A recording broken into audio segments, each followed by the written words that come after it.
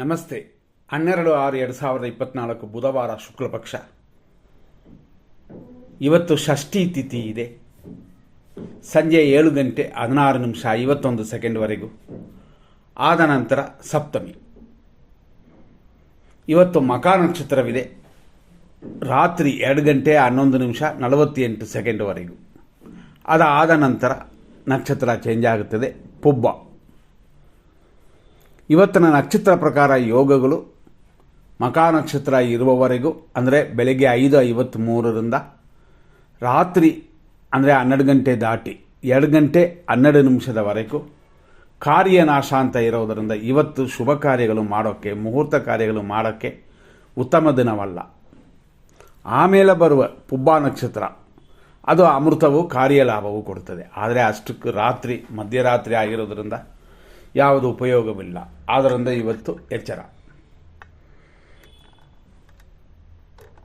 ಇವತ್ತಿನ ದಿನ ಪ್ರಕಾರ ಮತ್ತಷ್ಟು ವಿಶೇಷಗಳನ್ನ ನೋಡೋಣ. ಇವತ್ತೆಲ್ಲ ಸಿಂಹರಾಶಿ.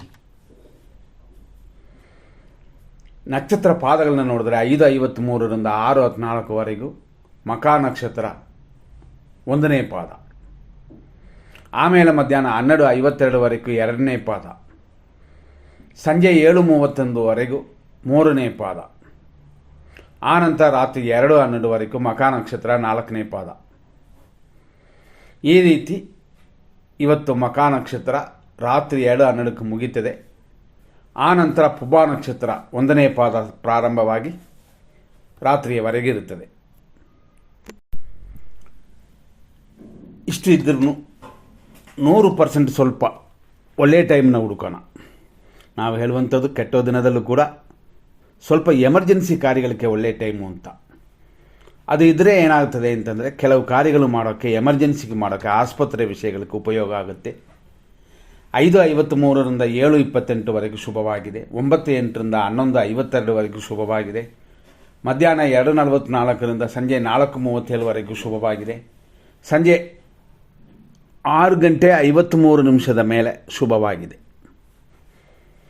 ಆಮೇಲೆ ಬೆಳಗಿನ ಜಾವ 5:55ರಿಂದ ಶುಭವಾಗಿದೆ.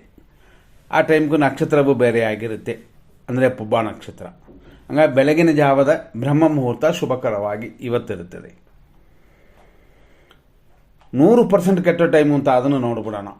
ಯಾಕೆಂತಂದರೆ 100% ಕೆಟ್ಟ ಟೈಮಲ್ಲಿ ಏನೂ ಮಾಡಬಾರ್ದು.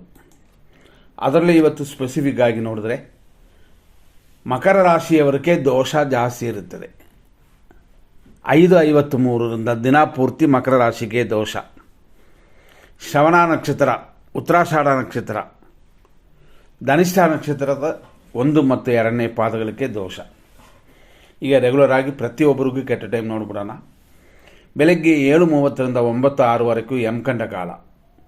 11:54ರಿಂದ 12:45ವರೆಗೂ ದುರ್ಮುಹೂರ್ತ. ಮಧ್ಯಾಹ್ನ 12:20ರಿಂದ 1:56ವರೆಗೂ ರಾಹುಕಾಲ.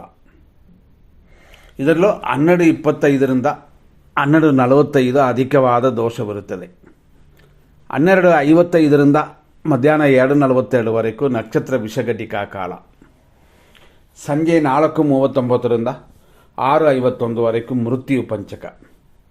ಬೆಳಗಿನ ಜಾವ 4:30ರಿಂದ 5:53ವರೆಗೂ ವಿಷಕಾಲ. ಆಮೇಲೆ ಚೆನ್ನಾಗಿದೆ. ಇದನ್ನು ತಿಳ್ಕೊಂಡು ನಿಮ್ಮ ಕಾರ್ಯಗಳನ್ನ ಮಾಡಿ. ಇವತ್ತಿನ ದಿನ ಪ್ರಕಾರ ನಾವು ಫಸ್ಟೇ ಹೇಳಿದ್ವಿ, ಕಾರ್ಯನಾಶ ಇರೋದರಿಂದ ಯಾರಿಗೂ ಶುಭವಲ್ಲ.